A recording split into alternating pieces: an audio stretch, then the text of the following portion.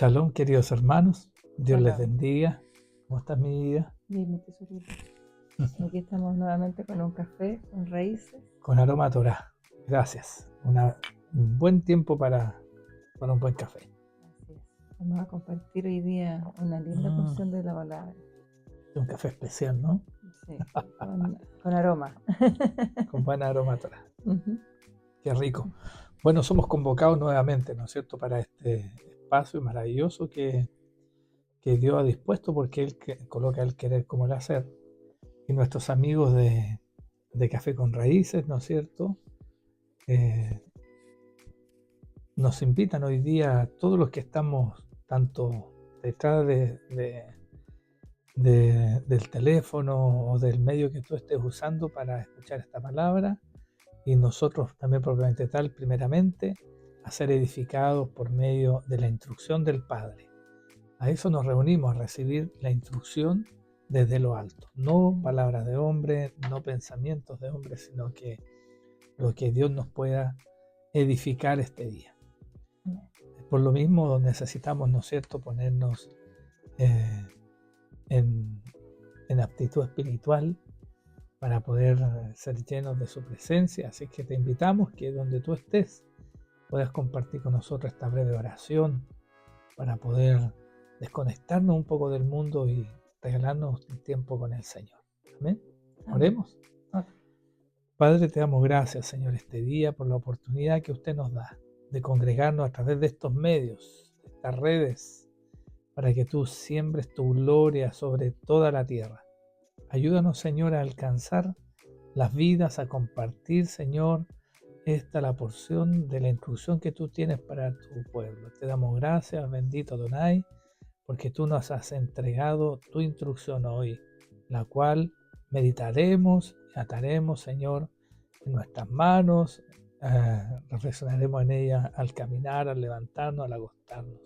La enseñaremos a nuestros hijos, Señor. Te damos gracias, usa nuestras vidas en el nombre precioso y los méritos de nuestro Yeshua, nuestro Mashiach. Amén. Amén. Amén. Vamos a compartir, ¿no es cierto?, el contexto del cual vamos a conversar hoy. Es que el padre de la patria, por decirlo así, ¿no? Ese es Moshe o Moisés. Moshe o Moisés, ¿no es cierto? El padre de la patria, el padre de Israel, el patriarca, el mayor de los profetas, ¿no es cierto? Ninguno más grande que él en los tiempos después de nuestro Señor Jesucristo. Es Moisés. Le dio rostro cara a cara y él conversaba con el Señor. Por los demás profetas se estableció que sería a través de sueños y que en parte profetizarían. Uh-huh. Sin embargo, con Moisés era a rostro descubierto y con la claridad de poder entregar toda la instrucción para su pueblo. Amén. Así es. Tenemos la misión de compartir de la paracha esta semana, que es Masei, ¿cierto? Y que justamente hace alusión al contexto donde está el pueblo. Está a puertas de entrar a la tierra prometida. Y por eso esto significa salida, punto de partida, viaje, marcha, estación. Como cuando vamos al metro y estamos esperando ahí para embarcarnos nosotros, ¿no es cierto?, a un nuevo viaje. Así es. Y es aquí donde Él les habla. Y la línea que nos corresponde compartir es la número 6. ¿Está en qué porción, hija, está esta paracha? En el libro de Bamidbar, números 35, verso 9 al 34. Perfecto. Vamos a leer palabra del Señor. Amén. Amén. Habló Jehová a Moisés diciendo: habla a los hijos de Israel, diles cuando hayáis pasado al otro lado del Jordán, a la tierra de Canaán. Os señalaréis ciudades de refugio. Tendréis donde huya el homicida que hiriere a alguno de muerte sin intención. Y os serán aquellas ciudades para refugiarse del vengador, y no morirá el homicida hasta que entre en juicio delante de la congregación. De las ciudades, pues, tendréis 6 ciudades de refugio. 3 ciudades daréis a este lado del Jordán, Y 3 ciudades daréis en la tierra de Canaán, las cuales serán ciudades de refugio. Estas 6 ciudades serán de refugio para los hijos de Israel y para el extranjero y el que more entre ellos, para que huya ya cualquiera que hiriere de muerte a otro sin intención. Si con instrumento de hierro lo hiere, muriere, homicida es, el homicida morirá. Y si con piedra en la mano que pueda dar muerte y lo hiriere y muriere, homicida es, el homicida morirá. Y si con instrumento de palo en la mano que pueda dar muerte lo hiriere y muriere, homicida es, el homicida morirá. El vengador de la sangre, él dará muerte al homicida. Cuando lo encontrare, él lo matará. Y si por odio lo empujó o echó sobre él alguna cosa por acechanza y muere, O por enemistad lo hirió con su mano y murió, el heridor morirá. Es homicida el vengador de la sangre, matará al homicida cuando lo encontrare. mas si casualmente lo empujó sin enemistades o echó sobre él cualquier instrumento sin acechanza, O bien, sin verlo, hizo caer sobre él alguna piedra que pudo matarlo, y muriere, y él no era su enemigo ni procuraba su mal, entonces la congregación juzgará entre el que causó la muerte y el vengador de la sangre conforme a estas leyes. y la congregación librará al homicida de la mano del vengador de la sangre, y la congregación lo hará volver a su ciudad de refugio, en la cual se había refugiado, y morará en ella hasta que muera el sumo sacerdote, el cual fue ungido con el aceite santo.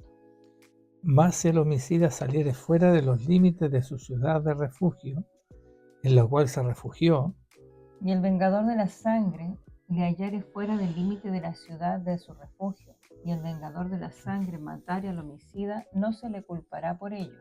pues en su ciudad de refugio deberá aquel habitar hasta que muera el sumo sacerdote, y después que haya muerto el sumo sacerdote, el homicida volverá a la tierra de su posesión. Estas cosas os serán por ordenanza de derecho por vuestras edades, en todas vuestras habitaciones. Cualquiera que diere muerte a alguno por dicho de testigos morirá el homicida, mas un solo testigo no hará fe contra una persona para que muera. No tomaréis precio por la vida del homicida, porque está condenado a muerte, indefectiblemente morirá. Ni tampoco tomaréis precio del que huyó a su ciudad de refugio para que vuelva a vivir en su tierra, hasta que muera el sumo sacerdote. Y no contaminaréis la tierra donde estuviereis, porque esta sangre amancillará la tierra, y la tierra no será expiada de la sangre que fue derramada en ella, sino por la sangre del que la derramó. No contaminéis pues la tierra donde habitáis, en medio de la cual yo habito, porque yo Jehová habito en medio de los hijos de Israel. Amén. Amén. Amén. Hay un principio súper importante aquí con esto, en reconocer que uno de los mandamientos más gravosos que se rompen es el de No matarás. no matarás. Entendiendo, ¿verdad?, que guarda relación no con un mandamiento, sino con una promesa que se instaurará en nuestro corazón si tan solo le adoráramos a Él, si tan solo amáramos a nuestro prójimo como nosotros mismos. Claro. Si eso está en el centro de nuestro espíritu, de nuestro ser, de nuestro corazón, entonces Él depositará esa promesa, será una realidad en nuestro corazón y no mataremos. Y no matarás. Por lo tanto, el acto de matar es uno de los actos más graves que se considera. De hecho, vemos la primera aparición de esto en Génesis, ¿no es cierto? Hay un hecho que ocurre el primer homicidio, ¿no es cierto? Claro. Y es cuando Caín mata a Abel. Caín mata a Abel. Claro, es terrible. Entonces, esto está en Génesis 9:6. ¿Qué es lo que dice aquí como mandato? Es uno de los primeros mandatos. Dice: el que derramare sangre de hombre, por el hombre su sangre será derramada, porque a imagen de Dios es hecho el hombre. Entonces, guardando este principio que es desde el inicio y reconociendo que Caín fue exiliado del Edén, ¿no es cierto? Ya no estaban en el jardín, pero sí estaban en el Edén. Fue exiliado del Edén a vagar por la tierra por el crimen de muerte que había él efectuado, reconociendo en esto también una misericordia de parte del Señor, y deja establecida esta condición de que se debe derramar la sangre por él que derramó la sangre. Claro, que eso es lo único que santifica esa tierra, que la limpia. Entonces hay un principio detrás de venganza, Sí. pero que más se podría conocer más que venganza como un redentor de la sangre. Un redentor de la sangre. Y este concepto, este nombre, es reconocido como el Goel Hadam. Goel Hadam entonces significa el redentor de la sangre o el vengador, ¿no es cierto?, de la sangre. Y bueno, el Señor aquí coloca una ordenanza que le dice al pueblo que establezcan 6 ciudades de refugio. Y esta ciudad de refugio dice que coloque 3 en este lado, con lo cual nos da evidencia ahí la palabra, que está hablando previo a entrar a la tierra prometida, y 3 al otro lado. Claro, al otro lado del Jordán. Dando testimonio, ¿no es cierto?, también revisábamos en la parachá de la semana pasada, ustedes nos pueden ver en la línea número 6 de la semana pasada de Café con Raíces, donde explicábamos, ¿no es cierto?, de por qué se habían quedado 2 tribus y media a este lado del Jordán, no quisieron entrar. Claro. Y el Señor aún así igual los considera pueblo. Y por lo mismo les provee que dejen 3 ciudades de refugio en ese lado del Jordán y también 3 al otro lado. Y 3 ciudades de refugio para 2 tribus y media. Pareciera algo excesivo. Al lado del otro lado que tenían 3 también, pero eran 10 tribus. Hasta 9 y media. ¿Y esto qué denota? ¿Qué denota esta desproporción de otra forma, ¿no es cierto? Claro, lo que veíamos en la ley anterior era que efectivamente esa tierra era una tierra de maldición, de malhechores. Eso decía la misma escritura, dice. Entonces lo que veíamos que era una tierra donde claramente abundaba la maldad de los hombres. Por lo tanto, el aprecio por la vida era menor y por lo tanto ya el Señor se predispone, por decirlo de alguna manera, a que en ese sector, en ese lugar, debieran de haber más de una para 3, o sea, para 3 tribus y media, o sea, 2 tribus y media, tenía que haber por lo menos unas 3 ciudades. De otra forma, que hace es profético que va a venir una condición de inmoralidad mayor en medio de estos 2 y medio tribus que no quisieron entrar a la tierra. Exacto. Interesante. Bueno, de hecho, si tú me permites, mi tesoro, aquí podemos ver en esta parachá algunos aspectos así para mencionar que podemos ver que hay valores. Hay valores que nos muestra el Padre, el Eterno, ¿no es cierto?, a través de esta parachá y de esta lilla en particular, que uno es el valor por la vida, el valor por la vida del ser humano. Ese es un valor que podemos destacar.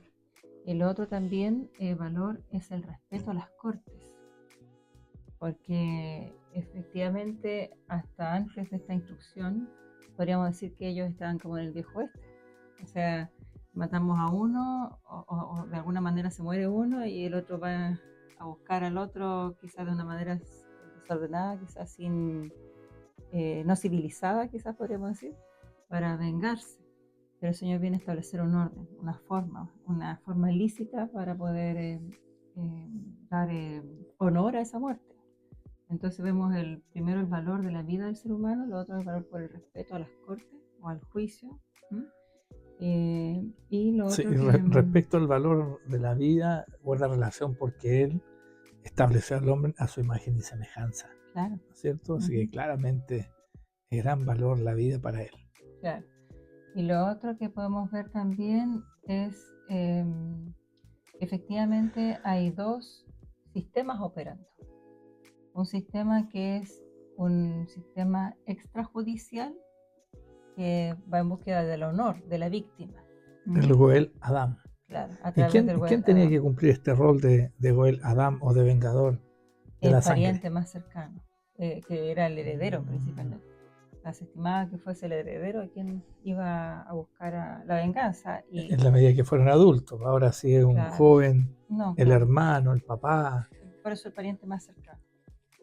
Y el otro sistema que está operando es el sistema de corte. Y ahí lo vamos a ver en detalle en adelante. Pero dentro de estos puntos, dentro de lo que es la vida del ser humano, el valor que tiene una señora que establece el principio de los mandamientos, no matarás, me parece importante destacar en este punto que de alguna u otra manera nosotros vemos que a veces estos mandamientos en la Torá, o si queremos decirlo desde el Antiguo Testamento, como parte de algo pasado, como algo que vivió el pueblo, como parte de una historia, muchas veces, y no necesariamente como algo que nosotros debíamos establecer en estos tiempos. Porque se establecía, bueno, hay un mandato ahí, nosotros establecer las ciudades de refugio, etcétera.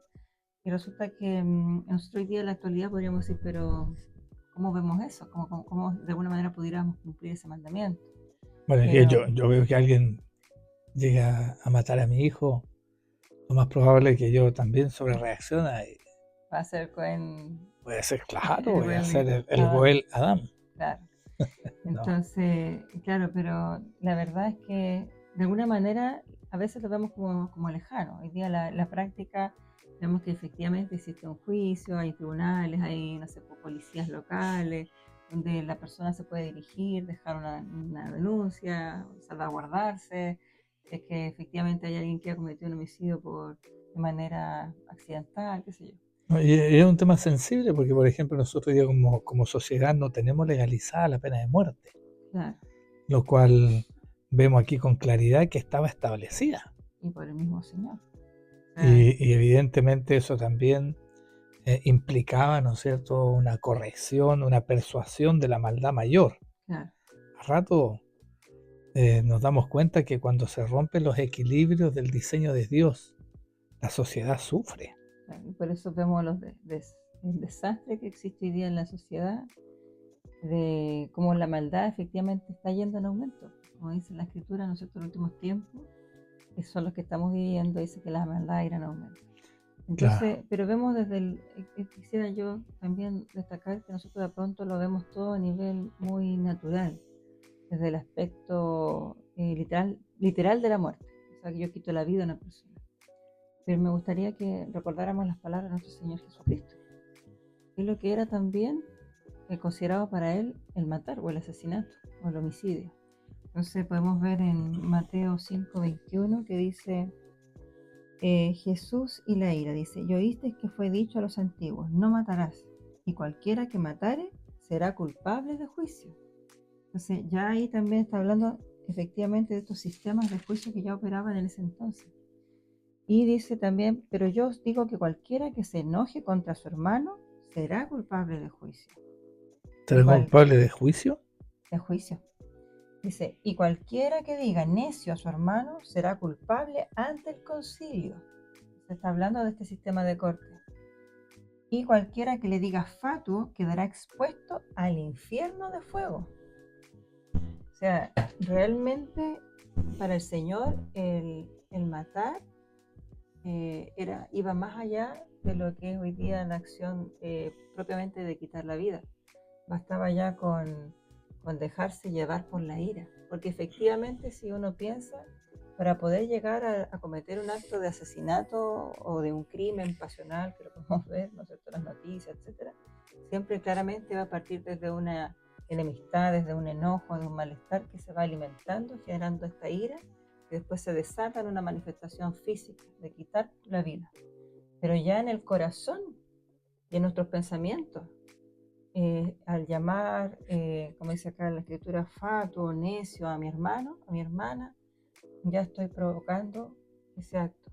En mi corazón yo ya estoy cometiendo ese asesinato, ese homicidio. Entonces, ¿cómo nosotros hoy día debemos de cuidar eso también? Amén. Y cómo el Señor, podemos ver que aquí, cuando muchas veces se dice o se malinterpreta, dice los mandamientos eso era parte del Antiguo Testamento, ¿no? Hoy día tenemos un nuevo pacto, pero aquí vemos como nuestro Señor siempre va colocando sus mandamientos más altos que nuestros pensamientos. O sea, y por eso dice, sus pensamientos son más elevados que los nuestros. Y aquí lo aclara, porque es una demostración de este punto. En realidad sus estándares son superiores, ¿no es cierto? Claro, así es. Mm. Entonces, bueno, aquí también cuando vamos leyendo esa palabra en Mateo, efectivamente va diciendo será expuesto al juicio. Y aquí hablamos entonces de este sistema de corte. ¿Bien? ¿Sí? Bueno, vamos considerando, ¿no es cierto?, esta administración, esta para administración, de comprender lo que nos lleva a estas declaraciones de nuestro Mashiach, ¿no es cierto?, de Yeshua.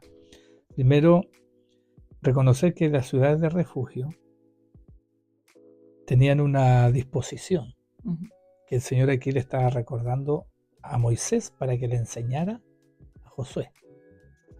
Y después podemos ver que en Josué capítulo 20, el Señor instruye a Josué que aplique lo que le enseñó Moisés. Entonces el Señor siempre está en este traspasar conocimiento y los principios, y cuidando que se establezca su voluntad por medio de las cabezas que colocaba para su pueblo. Y esto es importante porque el Señor nos va revelando sus principios, sus anhelos, los anhelos de su corazón. Y cuando nosotros somos cabeza y recibimos alguna instrucción de parte de Él a través de su palabra, a través de nos enseñó a través de Moisés, porque hasta Jesús se lo confrontaba a los religiosos de los tiempos cuando Él estuvo sobre esta tierra, ¿no es cierto?, de que tenían que hacer caso a Moisés, porque de Él hablaba, ¿no es cierto?, de Él estaba hablando. De mí. Claro. Él escribió de mí. Entonces, ocurre que estas ciudades de refugio eran colocadas en forma equidistante en la tierra, se dividía la tierra en tres y ahí entre medio colocará en forma equitativa estas ciudades de refugio. Y por eso se estableció, ¿no es cierto?, Sedes, Siquem y Kiriat Arba, que después se llamó Herbón, como las tres ciudades al otro lado del Jordán, en Canaán. Y estas ciudades había mandato también, y uno lo puede ver ahí en Josué también, en el capítulo 20, en el 19, pero en Deuteronomio 19, versículo 3, también está el mandato, se afirma que ellos tenían que arreglar los caminos de tal forma que fuera un camino directo hacia la ciudad de refugio. Lo que estaba buscando es que se dieran facilidades para llegar, para aquel que cometió un asesinato o un crimen tan grave como es quitarle la vida a alguien en forma no intencionada, pudiese huir rápidamente del acechor de su vida. Del vengador de la sangre. Del vengador de la sangre. Comprendiendo que también el vengador de la sangre estaba instruido por Dios y permitido por Él para cumplir este rol, de tal manera de persuadir lo antes posible al hacedor de la imprudencia, porque si alguien cometía un asesinato no intencional, reconocido, sí se le reconocía como un hombre imprudente, claro, que también es peligro para la sociedad. Así es. Un hombre que es imprudente, que no tiene la intención de hacer mal, pero que es arrebatado, que es torpe, que no mide las consecuencias sobre los otros, también va a lastimar a la sociedad. Que no vive una condición de seguridad. Tú que trabajas también en el área. Es que la seguridad es una consecuencia. Claro. Uno no puede hacer seguridad, sino que la seguridad es la consecuencia de una tarea, de una actividad bien hecha. Entonces, ¿quién hace el bien? ¿Quién hace lo recto? Va a tener como consecuencia seguridad. Claro. Por lo tanto, quien guarda mandamientos, quien guarda Torah, quien guarda instrucciones del Padre, quien sigue los pasos de aquel que hace bien las cosas, que es Jesús, que es la Torah viviente, ¿no es cierto? La verdad de la vida. Claro, si nosotros le seguimos bien a Él, por consecuencia vamos a obtener seguridad. Ujú. Vamos a estar libres de las consecuencias de la muerte. Claro. Porque desviarse de esto va a tener una paga. Porque desviarse de esto es pecar, es fallar. Y la paga del pecado Es muerte. es muerte. Entonces hay toda una coherencia en la palabra y la vemos en cada una de las declaraciones. Estamos viendo aquí el mensaje mesiánico, ¿no es cierto? El camino directo hacia el refugio. Ujú. El camino directo hacia el refugio era un mandato de parte del Señor que se estableciera y se cuidara. Lo cual iba a permitir, ¿no es cierto?, que aquel que estaba en condición de fallar, no lo quería hacer, pero estaba haciendo así, fuera persuadido a correr hacia allá. Porque anda el león rugiente buscando a quien devorar. El enemigo anda como un Sí, león. el enemigo anda como un león, es decir, te quiere quitar la vida. Mm. Y eso pasa en todos los planos. Pero veamos que este era el principio. Al principio, el Señor coloca de otra forma un desarrollo de accountability, ¿no es cierto? ¿Qué es lo que es la accountability? Me vas a responder por. Hazte cargo de. Son declaraciones que vienen detrás de esto. Hazte cargo de correr antes que te pille aquel que yo le doy autoridad para quitar la vida, aquel que derramó sangre en mi tierra. Bueno, entonces es importante entender que Arei Miklat, que es el nombre que recibían las ciudades de refugio, eran asediadas por el Goel Hadam, que era el redentor de la sangre. Ujú. Y habían campamentos que se instauraban alrededor de estas ciudades de asesinos o de hombres sedientos de venganza, Claro. esperando que en algún minuto, si es que el asesino involuntario, el hombre imprudente, que ya por su solo constitución de coherencia era imprudente, quisiera salir de la ciudad de refugio, lo iban a matar. Lo van a matar. Claro. Lo iban a matar, ¿no es cierto? Nosotros vemos en el Salmo 46:1 decía el salmista: Dios es nuestro amparo y fortaleza, nuestro pronto auxilio en las tribulaciones. Y encontramos más de 20 veces donde se hace mención de que Dios es una fortaleza, es una ciudad de refugio. Ese lugar de refugio. Tú eres nuestro refugio, nuestra torre alta. Y esto que constituye de que aquel que se ha equivocado, que ha fallado sin querer hacerlo, si tiene el corazón adecuado y se refugia donde corresponde y corre al lugar de refugio que corresponde, va a estar guardado de la muerte y del derramamiento de su sangre. Fíjese que ¿por cuánto tiempo tenía que vivir este varón ahí? Había un ciclo primero. Primero, si él lograba refugiarse y escapar del vengador de la sangre, los ancianos del concilio tenían que darle seguridad para efectos de que tuviera juicio, ¿cierto? Y cuando terminara la investigación, el juicio, tenían que sacar su sentencia. Si era hallado culpable de intencionalidad, la pena era capital. muerte con él, ¿no es cierto? Y si era culpado de inocencia, y tenía que volver a la ciudad de refugio y cumplir allí, por decir, su pena, y no podía ser... ¿hasta cuándo? ¿Hasta cuándo cumplía sentencia? Hasta que el sumo sacerdote moría. Ahí quedaba libre. Es decir, había un pacto establecido que era directamente proporcional con el tiempo de vida del sumo sacerdote. Claro, y de hecho también, si me permite, no podía pagar, como hoy día se llama, fianza por libertad. O sea, que a cambio de libertad pueda pagar una indemnización económica. Para volver a su casa, ¿no es cierto? Claro, no estaba permitido, no era lícito. ¿Y el que era sentenciado a muerte podía? Tampoco. Tampoco. Es decir, no hay precio, no había rescate por este pecado. No era negociable. No era negociable. Deudores para siempre hasta que la muerte nos separe, tenía que decir él. Claro. ¿No es cierto? De hecho... Tú eres mi refugio. El matrimonio es un refugio. Claro. Sí, eso es. También está establecido y podemos ver también esa relación directa, ¿no es cierto? hasta que el sumo sacerdote, el Cohen Gadol, ¿cierto? El Cohen Gadol, dice ahí en el versículo 25, vivirá en ella hasta la muerte del sumo sacerdote que fue ungido con óleo santo, haciendo mención al sumo sacerdote, ¿no es cierto? Entonces, también debemos reconocer por qué era hasta que muriera el Cohen Gadol. El Cohen Gadol tenía que ser, el Cohen Gadol, el sumo sacerdote. ¿Por qué la sentencia era hasta que él muriera?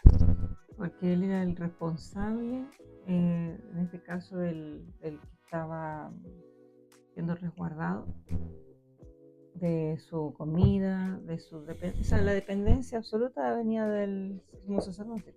Claro. Entonces, cuando el sumo sacerdote moría, obviamente él tenía que verse por sí solo. Tenía que volver a su tierra y volver a trabajar su tierra o recuperar su vida.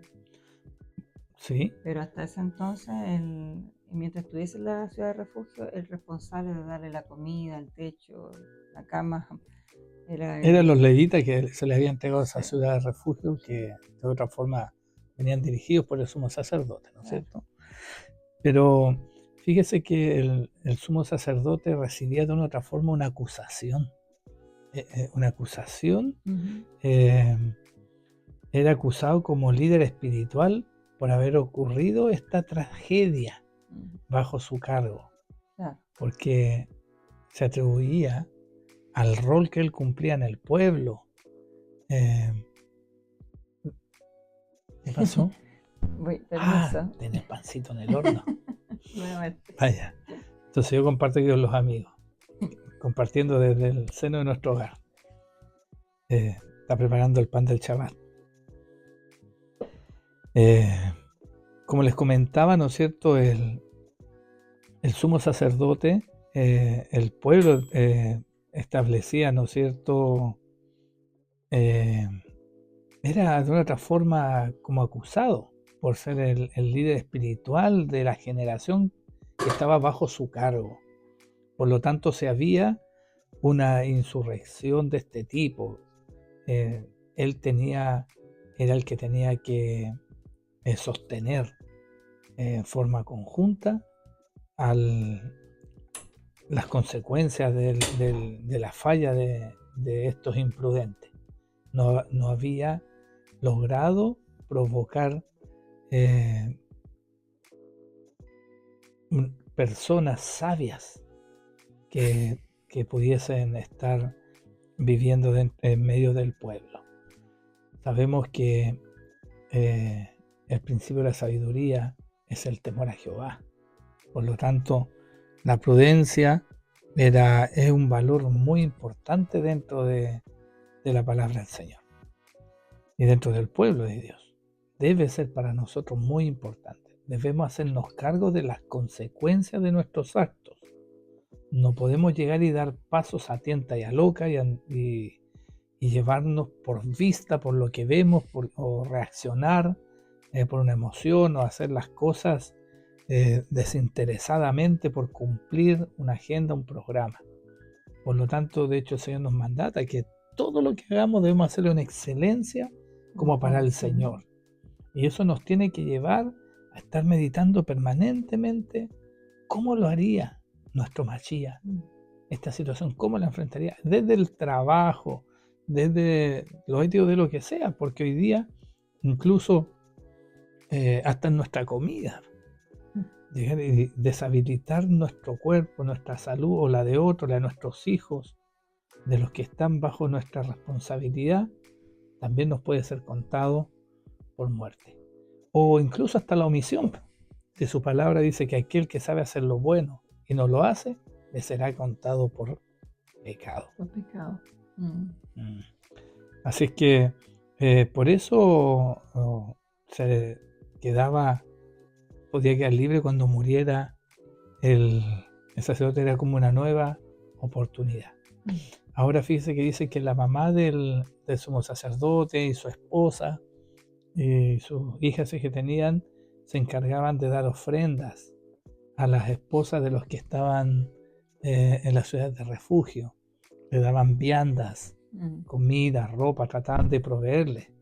¿Para qué? Para que ella, ojalá no oraran por la muerte del sumo sacerdote, porque reconocían en el pueblo que la oración de alguien que está satisfecho o que está vestido tiene un peso muy distinto de aquel que está hambriento, que está sediento, que está sin vestido. Evidentemente, el corazón contrito y humillado, el Señor no resiste. Así que imagínense, ellos invertían en eso para que tuviese más tiempo de más vida al sumo sacerdote. Claro, porque en la práctica estaba adentro y la familia que estaba afuera, sin desear un mal, pero deseaban que volviera a casa. Y eso implicaba la muerte del sumo sacerdote. Claro que sí. En el versículo 29 también veíamos un acento, le llamo yo, ¿no es cierto?, dentro de esta paracha, donde ellos dicen, y serán para ustedes estas reglas un estatuto de justicia perpetua. Y lo podemos ver que desde el principio con Caín ya de otra forma lo establecía, y dijimos que lo había exiliado del Edén, ¿no es cierto?, a vagar por la tierra, y el pueblo de Dios, también cuando hemos cometido muerte espiritual y muerte de la relación con el Padre, también se fue a la dispersión. Y es desde ahí donde nuestro Mashiach, nuestro Señor Jesucristo, con su muerte y resurrección, y en nosotros aceptarle como nuestro Señor, ha permitido que nosotros podamos salir de esa cárcel o de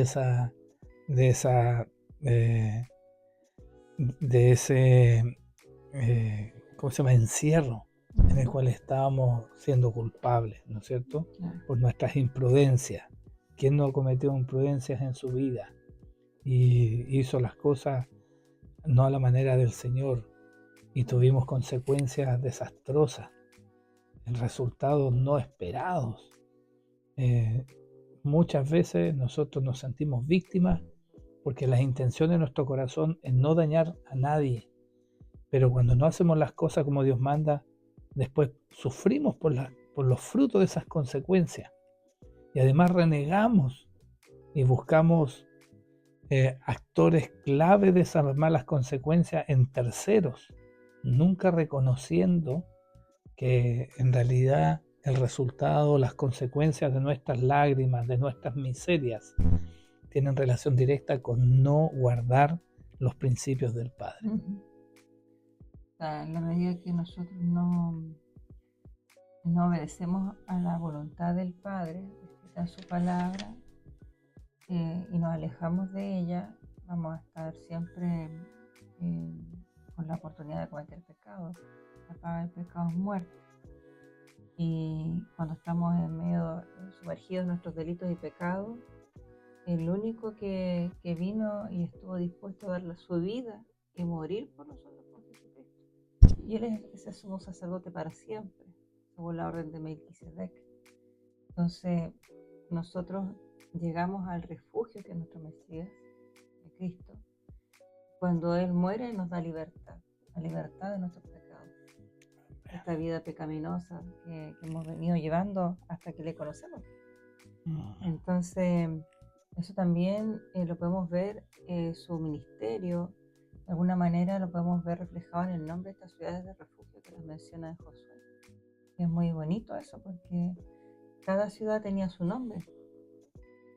De hecho, la primera ciudad es Sedes, que era... Aquí lo notaste tú, hija. Perdón. ¿Ya? Este es mi apunte que habla de dónde estaban ubicadas. Ya, disculpa. De hecho, Sedes estaba ubicado en Galilea, en el monte de Neftalí. Sí, perdón. ¿Qué significaba? Sí, Sedes significa ser limpio. Wow. Purificar o santificar. Y a través de su muerte Él nos santificó. A través de su sangre derramada en la cruz, ¿no es cierto? Él nos limpió de nuestros pecados. Amén. Siquem estaba en el monte de Efraín. Y si recordamos, en la ciudad recibió el nombre de aquel que tuvo el conflicto con Dina, ¿no es cierto? Hija de Jacob. ¿Y él qué quería en ese periodo? Después de que reconoció su falta, porque no conocía en realidad cuál era el mandato hacia el pueblo de Dios. Él quiso hacer pacto, alianza con él. Y de hecho se dispusieron a circuncidarse, se circuncidaron todos. De alguna manera fue un acto de fe. ¿Y qué significa Siquem? Siquem es el lugar donde se llevan las cargas. Wow. También se puede decir es como el yugo, el que sostiene por los hombros el yugo. Y en Isaías 53 dice que Él cargó el pecado de toda la humanidad. Cristo cargó el pecado de toda la humanidad. Entonces podemos ver el ministerio de Cristo también en estas ciudades de refugio. Becer también, no sé si tú vas a decir dónde estaba. Kiriat Arba, que después se llamó Hebrón. ¿Lo tienes ahí? Este estaba en el monte de Judá. Ah, sí, perdón, me lo salté. Es la significa sociedad o hacer alianza. Efectivamente, Cristo vino a hacer o a renovar nuestro pacto con el Padre, lo que nosotros conocemos como el nuevo pacto. Él vino a establecer esa alianza para que nosotros pudiéramos estar de nuevo en comunión con el Padre, una comunión directa que tiene ese acceso que antes no teníamos por causa del pecado que nos había apartado del Padre. Entonces fíjate que están estas 3 ciudades, son las que están adentro de Canaán y que están vinculadas a las tribus de Neftalí, de Efraín y de Judá. Amén. Amén. Y al otro lado, las que quedaron fuera de la tierra prometida, Becer. ¿Qué significaba? Becer es lugar inaccesible. Claro, esta estaba en el desierto y correspondía a las tierras de los rubenitas, de los descendientes de Rubén. Amén. Bueno, este lugar inaccesible se puede entender dentro del ministerio de Cristo, de que cuando Él nos toma, nos adopta como hijos del Padre, dice que los que el Padre les ha entregado están en su mano, nadie los puede arrebatar, nadie los puede quitar de ahí. Por eso el enemigo no puede tocarnos, no puede... el vengador, no puede... ¿no es cierto? Que está enfadado, claro, con... No puede ir a quitarnos la vida porque el Padre mismo nos tiene en sus manos. Amén, es nuestro refugio. Dice también Ramot, en la otra ciudad. Eso estaba en Galaad, que después pasó a ser Galaad, ¿no es cierto? Gad. Que es de la tribu de Gad, donde veíamos que eran los Gadarenos. Claro. Entonces, Ramot es las alturas, claro, alturas. Significa alturas. Entonces, primero vemos que Cristo descendió de las alturas, renunciando a su condición de Dios, se hizo hombre y vino, ¿no es cierto? Se humilló a lo sumo y vino a esta tierra. También eso nos pasa cuando entramos nosotros a una condición de ser culpable y tener que estar en ciudad de refugio, ¿no es cierto? Claro. Recordemos que la ciudad de refugio es un lugar de postergación, un lugar donde no podemos tener libertad. También se cree dentro de la cultura hebrea que este lugar, esta ciudad de refugio era similar al seno de Abraham. Entonces vemos en nosotros la parábola de Lázaro, que Abraham, cuando dice que estaba en el seno de Abraham, era un lugar de altura. Y donde, dice que la escritura dice que cuando Cristo muere, ¿no es cierto? Dice que desciende al Seol y lleva juntamente, lleva cautiva la cautividad. Perdón. Entonces, también se dice de que liberta a aquellos que habían muerto, ¿no es cierto? Y que estaban allí esperando justamente la redención a través del sacrificio de Cristo. Entonces, vaya eso del sumo sacerdote, ¿no es cierto? Claro. Pero cuando Él murió, todos nosotros que estábamos en la dispersión, que estábamos,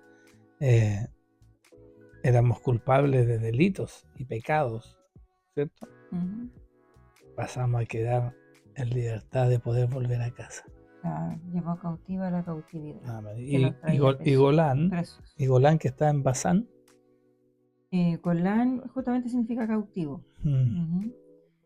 Así y es. donde él Y, entonces declara que se lleva cautiva la cautividad, que lo podemos ver en Isaías también 32:2. a ver, este es de la tribu de Manasés. Entonces, si te fijas, las 3 tribus que están vinculadas a las ciudades de refugio fuera de la tierra prometida eran Rubén, Gad y Manasés, porque eran las 3 tribus que se habían quedado afuera, Claro. de otra manera, ¿no es cierto? Entonces, nosotros podemos entender que cuando nuestro Señor Jesucristo toma la decisión de ir a entregar su vida por nosotros en muerte en cruz, lo que ocurre es que viene a constituirse como sumo sacerdote. Y nadie se puede autodenominar si no es establecido por el Padre, dice. Eso lo dice su palabra en Hebreos 5, ¿no es cierto? Y que a la luz de esta obediencia que él estableció, se vino a constituir sacerdote como el sacerdocio de Melquisedec, un rey santo. Así es. ¿No es cierto? Y con eso vino a traer a salvación a toda la humanidad. Amén. De hecho, también dentro del Midrash se menciona de que cuando venga nuevamente nuestro Señor Jesucristo, bueno, ellos hablan del Mesías, se van a establecer otras 3 ciudades de refugio para Edom, Amón y Moab. Amén.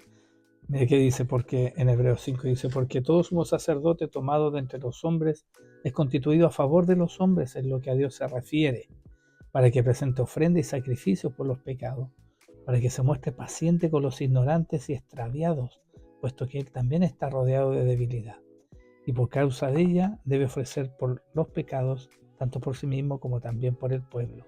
Y nadie toma para sí esta honra sino el que es llamado por Dios, como lo fue Aarón. Así tampoco Cristo se glorificó a sí mismo, haciéndose sumo sacerdote, sino el que le dijo, tú eres mi hijo, yo te he engendrado hoy. Eso fue cuando fue las aguas al bautismo, ¿no es cierto? Como también dice en otro lugar, tú eres sacerdote para siempre, según el orden de Melquisedec. Y Cristo, los días de su carne, ofreciendo ruegos y súplicas con gran clamor y lágrimas, al que le podía librar de la muerte, fue herido a causa de su temor reverente, y aunque era hijo, por lo que padeció, aprendió la obediencia, y habiendo sido perfeccionado, vino a ser autor de eterna salvación para todos los que le obedecen, y fue declarado por Dios sumo sacerdote según el orden de Melquisedec. Por lo tanto, cuando él muere, nosotros con su muerte pasamos a ser libres de esas cárceles que estaban establecidas para nosotros y de la sentencia de muerte, ¿no es cierto? Claro, que de hecho, como decía en Mateo, decía que cualquiera que llame necio, cualquiera que sea culpable, va a ser llevado ante el concilio. Dice, además hace la mención en el verso 23 respecto de la ofrenda, que es importante, porque dice, por tanto, si traes tu ofrenda al altar y allí te acuerdas de que tu hermano tiene algo contra ti, deja allí tu ofrenda delante del altar y anda. Reconcíliate primero con tu hermano y entonces ven y presenta tu ofrenda. Ponte de acuerdo con tu adversario pronto, entre tanto que estás con él en el camino. ¿En qué camino? Está hablando del camino de la ciudad de refugio. Dice, ponte de acuerdo con tu adversario, no sea que el adversario te entregue al juez y el juez hará algo así y seas echado en la cárcel. Es cierto te digo que no saldrás de allí hasta que pagues el último cuadrante. O sea, siempre está hablando de esa ciudad de refugio. Y antes de llegar a concretarse cualquier tipo de homicidio, de suicidio, o sea, de asesinato, efectivamente hablaba de estar en paz. Y lo que nosotros, y también nos enseña la Escritura, que aquellos que hacen la paz serán llamados. Bienaventurados los pacificadores, dice en Mateo 5:9, ¿no es cierto? Serán llamados hijos de Dios. ¿Cuántos testigos se requerían para poder ser declarado culpable? 2. Cuidado, hay un acusador, Y hay uno. Satanás es. Nosotros no debemos tropezar en esto. Tenemos que tener mucho cuidado, no estamos para ponernos de acuerdo con ese enemigo para ser el segundo testigo en los tribunales del cielo para con nuestro hermano. Amén. No generemos muerte espiritual. Vamos a orar, vamos a dar gracias. Perdón, una aliyá que intensa. Esperamos haber sido de bendición con toda esta reflexión en su palabra, las enseñanzas que Él ha dispuesto para nuestras vidas y por medio de nosotros para con ustedes. Dios les bendiga, que reciban shalom en esta semana y que podamos seguir siendo edificados en la roca que es Cristo. Amén. Shalom. Un abrazo para todos los seguidores de Café con Raíces, con aroma a Torah. Shalom.